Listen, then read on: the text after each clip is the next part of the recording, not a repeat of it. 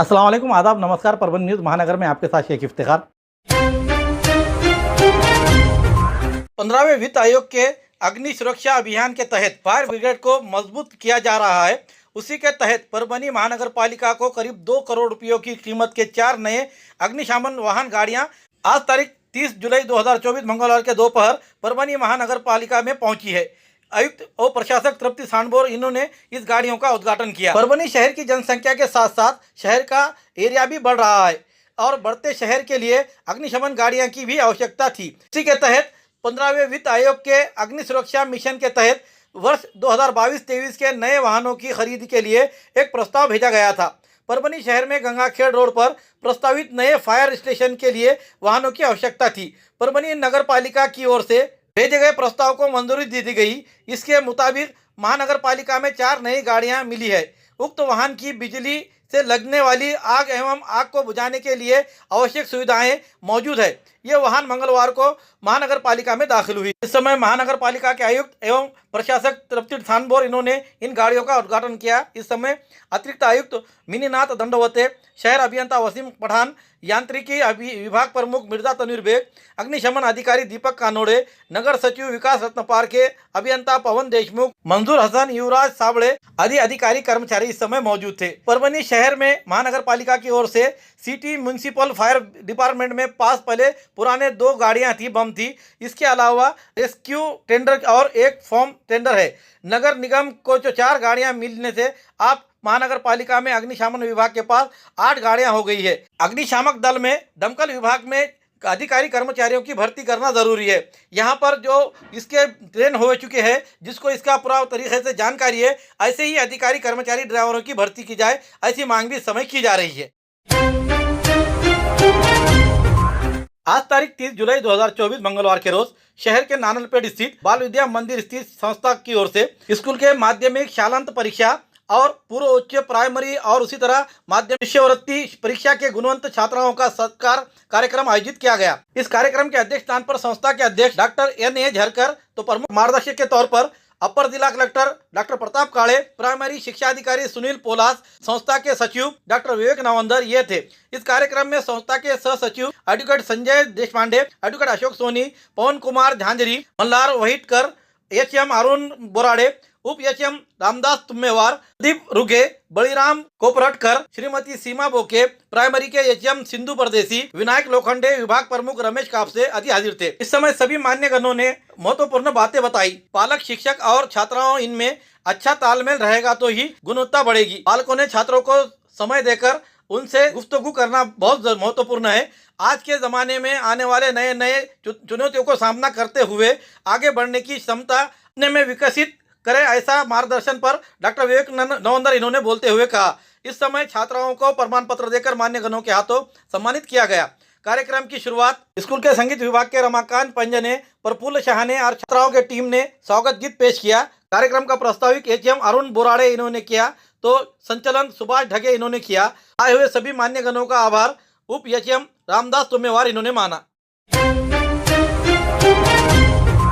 परभनी महानगर पालिका के लाइट बिलों को लेकर फिर एक बार महावितरण बिजली कंपनी ने यहाँ के फिल्टर प्लांट के बिजली कुल कर दी है, बिजली काट दी है। महावितरण कंपनी ने एक बार फिर महानगर पालिका के जल आपूर्ति योजना की बिजली आपूर्ति पूरी तरह से बाधित कर दी है। ऐसे में परभनीकरों को फिर से इस बरसात के मौसम में भी पानी की कमी का सामना करना पड़ेगा।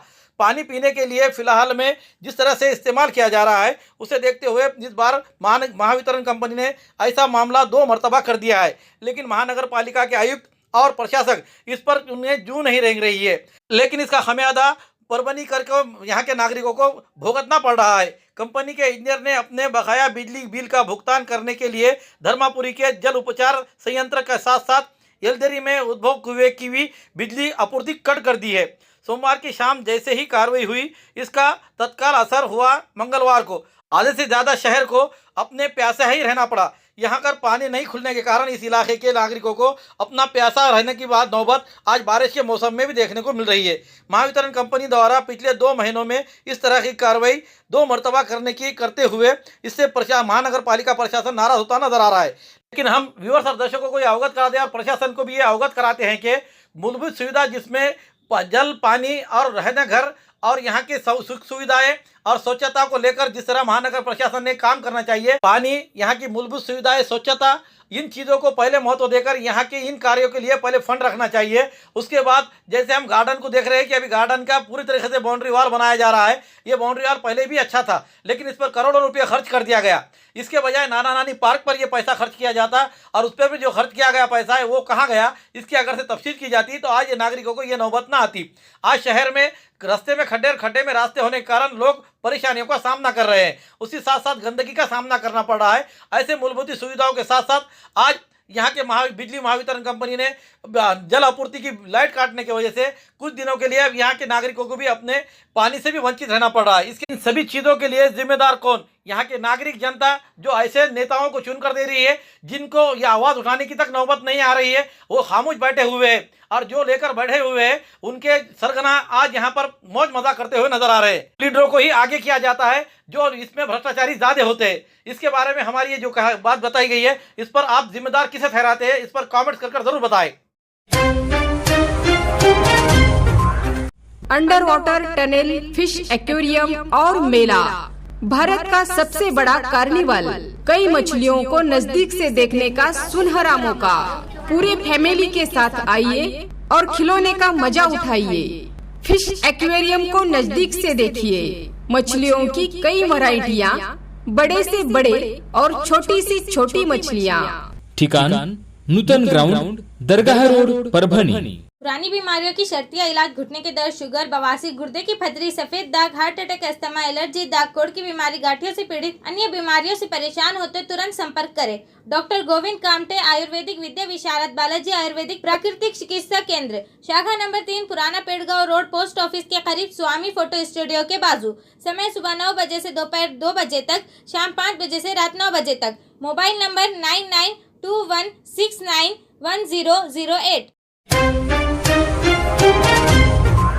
परभणी महानगर पालिका के आयुक्त तृप्ति सांडभोर ये आयुक्त पद और उसी साथ साथ प्रशासक, ये दोनों महत्वपूर्ण जिम्मेदारियां संभाल रही है, लेकिन ये दोनों महत्वपूर्ण जिम्मेदारियों पर वो पूरे तरह से निष्फल होती नजर आ रही है और नाकामयाब होते हुए नजर आ रही है। इसकी वजह वह है कि परभणी शहर की गंदगी, यहाँ के रास्तों में खड्डों में रास्ते, इस बात को लेकर यहाँ की प्रशासन और जागरूक जनता बार बार निवेदन देकर उनसे अवगत कराने के बावजूद यहाँ का प्रशासन किसी प्रकार की जू नहीं रेंगता हुआ नजर आ रहा है, जिसके कारण परभणी शहर में कुछ दिन पहले घंटा गाड़ियां बंद होने के कारण यहाँ पर महामारी फैली, जिसको अब तक सुधरना मुश्किल हो रहा है।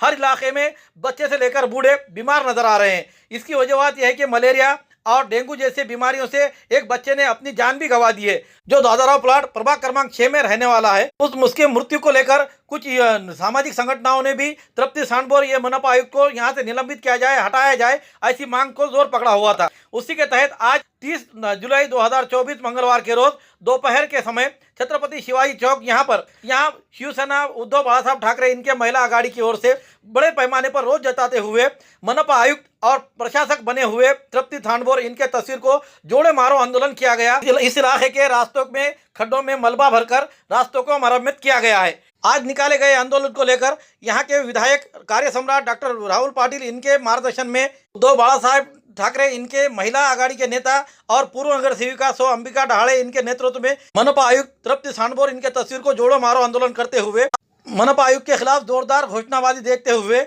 यहाँ के रस्तियों की डाकडूज की गई।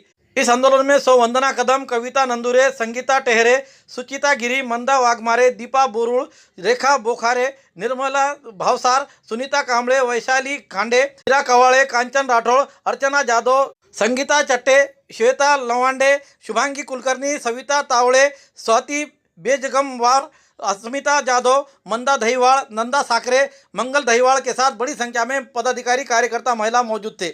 यांच्या मार्गदर्शनाखाली परभणी शहरामध्ये आज आम्ही हे जोडो मारो आंदोलन केलेलं आहे। आपण बघतोय की परभणीचा इतिहास आहे की परभणीच्या इतिहासात सुद्धा एवढी परभणी खराब झाली नव्हती, तेवढी परभणी या महापालिका आयुक्त तृप्ती सांडभोर यांच्या कार्यकाळात झालेली आहे। आपण सगळेच बघतोय की खड्ड्याची समस्या आहे, स्वच्छतेची समस्या आहे, प्रत्येक समस्येसाठी जरी आपण तिथे भांडायला गेलो तर ही महापालिका आयुक्त आपल्या कोणती गोष्ट ऐकून घेत नाही। अशा महापालिका आयुक्तांच्या विरोधात आम्ही एक आज आंदोलन केले, जोडे मारो आंदोलन। ते यासाठी केलेलं आहे की तिची या परभणी शहरातनं हकालपट्टी झाली पाहिजे आणि आमच्या शहरवासियांचे जे हक्काची स्वच्छता आहे त्यांच्या ज्या मूलभूत गरजा आहेत हक्काच्या, लाईट, पाणी, स्वच्छता, हे त्यांना वेळेवर मिळालंच पाहिजे. त्यांनी 3 उपकर वाढवले आहेत.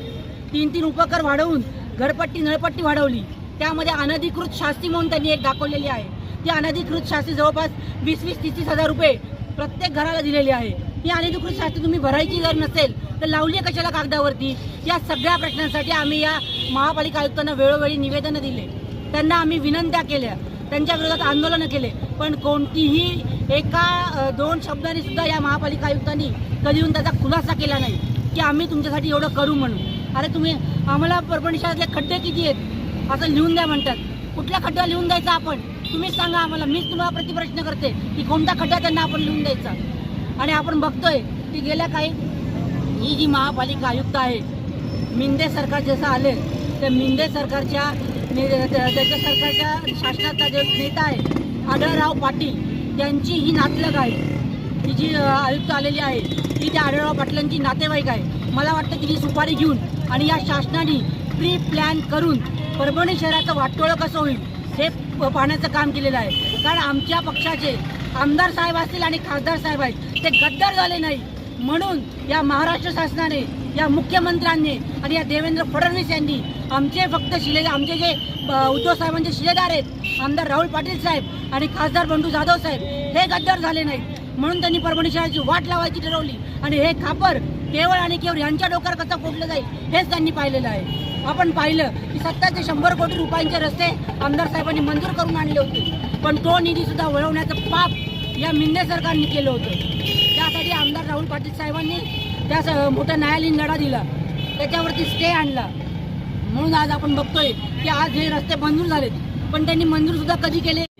आपण बघतोय की जे मेन रस्ते आहेत, सुपर मार्केटचा रस्ता असेल, आपल्या नाणेपेठचा रस्ता असेल, आपल्या खंडोबा बाजारचा इथला तो रस्ता असेल, वांगी रोडचा रस्ता असेल, असे भरपूर रस्ते साहेबांनी 70 कोटीमध्ये मंजूर करून आणले होते आणि अंतर्गत रस्ते पण साहेबांनी भरपूर केलेले आहेत. असे एक ना अनेक सगळ्या विकासाच्या गंगा कशी वाहता येईल हे आमदार साहेबांनी पाहिलं होतं. तुम्हाला सांगते की हे मुद्दाम वाचून दाखवते. 40 पैशावाल्यांसाठी खास चालू आहे ते 10 कोटीच्या जवळपास आहे. मुरंबा देवठाण्याच्या पुलाचं काम साहेबांनी केलं, करडगाव हिंगला पुलाचं काम साहेबांनी केलं. हे झाले जे पुल आहेत त्याच्यामुळं जे ग्रामीण भागातले गाव होते जे एकमेकांपासून तुटलेले होते त्यांना जाण्या येण्याचं दळणवळणाचं साधन या पुलामुळे झालेलं आहे. नाही तर पाऊस पडला की त्यांचं बाहेर येणं जाणं आणि इतर गावांना परभणी शहरात येणं त्यांना अशक्य होऊन जायचं. पण या पुलामुळं भरपूर लोकांचे काम आज परभणी शहराला जोडले गेले आहेत. त्याचबरोबर सांगते की आपला जो ह्याचा रस्ता आहे जुना बेळगाव रोड, तो सुद्धा साहेबांनीच मंजूर करून आणला. त्याचं काम सुद्धा पाठपुरावा करून आमदार डॉक्टर राहुल पाटील साहेबांनीच केलं. असे एक ना अनेक रस्ते साहेबांनी केलेले आहेत, परंतु हे रस्ते वेळेत होऊ नये म्हणून मिंदे सरकारने भरपूर काळजी घेतलेली आहे. पण आम्ही एवढंच मी विनंती करणार आहे की जोपर्यंत आमच्या या परभणी शहरातला आयुक्ताची हकालपट्टी होणार नाही तोपर्यंत आम्ही हा लढा देतच राहणार आहोत. जरी या गद्दार पक्षाने आमचे आमदार खासदार गद्दार जरी झालेले नसले तरी सुद्धा आणि त्यांचं जे काही काम आहे आमचा हा आवाज जोपर्यंत मुख्यमंत्र्यांपर्यंत जाणार नाही आणि जोपर्यंत आम्हाला न्याय भेटणार नाही तर मी तुम्हाला सांगते या पुढचं आंदोलन आम्ही नक्कीच मुंबईत जाऊन मुख्यमंत्री साहेब आणि उपमुख्यमंत्री साहेब यांच्या समोर जाऊन करणार आहोत. एवढंच सांगणार आहे. जय हिंद, जय महाराष्ट्र.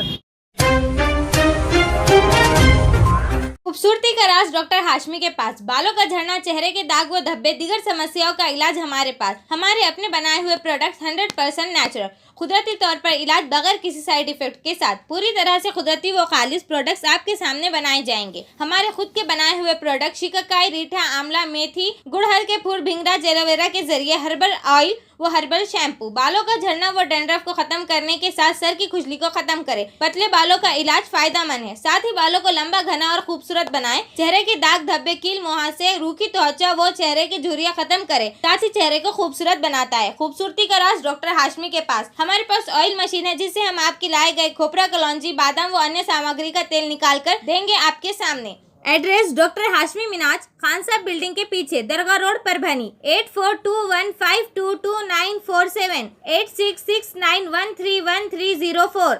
मिलने का समय सुबह 9 बजे से दोपहर 2 बजे तक और शाम 5 बजे से रात 9 बजे तक.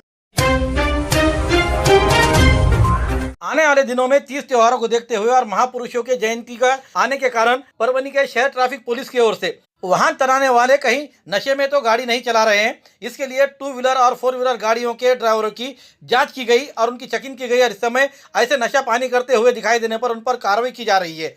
ये कार्रवाई करते हुए ट्रैफिक पुलिस के PSI मकसूद पठान, उनके साथ पुलिसकर्मी गायकवाड़, थोरात और अन्य पुलिसकर्मी इस समय मौजूद थे। ये कार्रवाई परभनी के जाम नाका स्थित की गई है।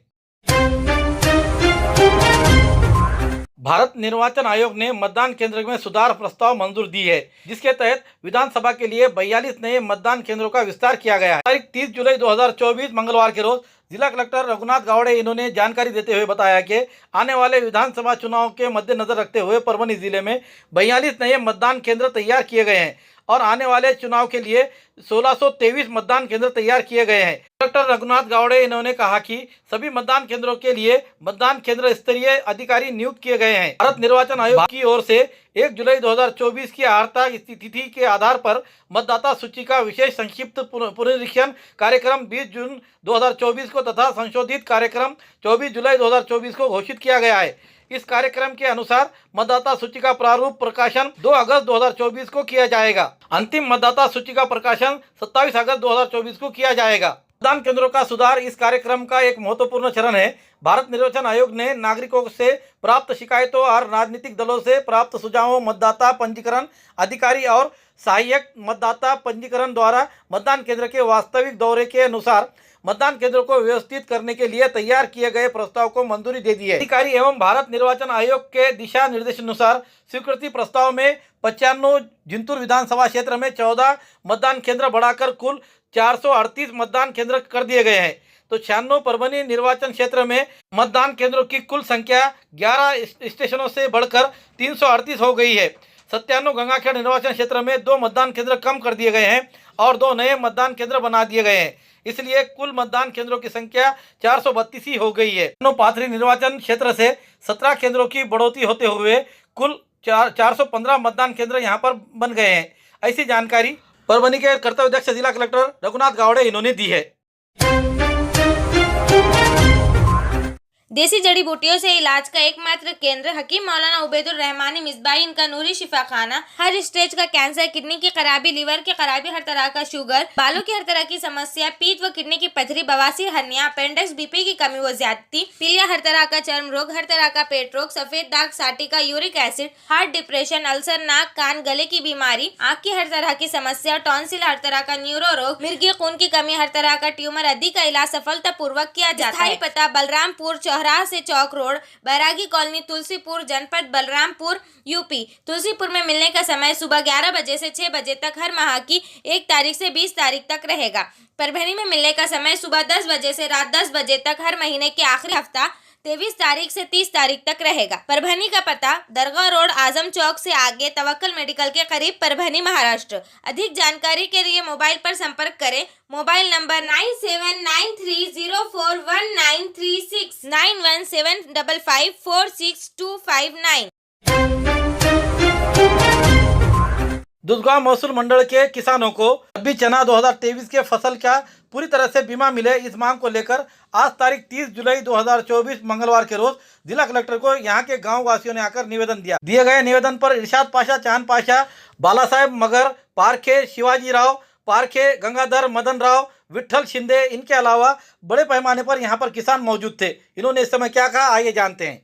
सन्माननीय जिल्हाधिकारी यांना आम्ही 2023च्या रब्बी व खरीपच्या पीक विम्याच्या संदर्भामध्ये निवेदन दिलेलं आहे आणि त्या निवेदनामध्ये आमची मागणी आहे की ज्या वेळेस 27/11ला अति जास्त पाऊस, ढगफुटी सदृश्य पाऊस पडला होता, त्यावेळेस रात्रीला ढगफुटी झाली, सकाळी पाहिलं तर होत्याचं नव्हतं झालं।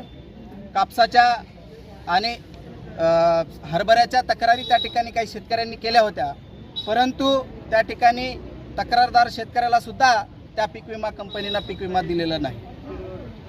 असो आमचं म्हणणं काय की त्या दिवशी रात्रीला जे पाऊस पडला होता आणि त्या पावसामध्ये हरभऱ्याचं जे काही नुकसान झालं होतं आणि त्यावेळेस आम्हाला दुबार पेरणी करण्याची वेळ त्या ठिकाणी आली होती।